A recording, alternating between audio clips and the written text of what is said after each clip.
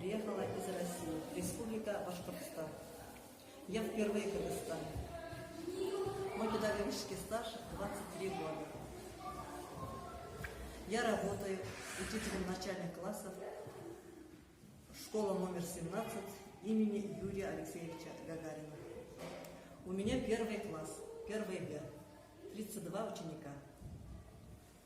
Ученики очень хорошие, веселые, азартные. Меня встретили здесь очень хорошо. Коллектив дружный, очень большой. В классах очень много детей. Мы приехали сюда, чтобы обменяться опытом и учить киргизских детей русскому языку. Но башкирскими детьми и с киргизскими детьми разницы вообще не вижу. Дети всегда есть дети. Школа очень большая, типовая. И мне нравится в этом школе работать. Я рада, что именно попала в эту школу.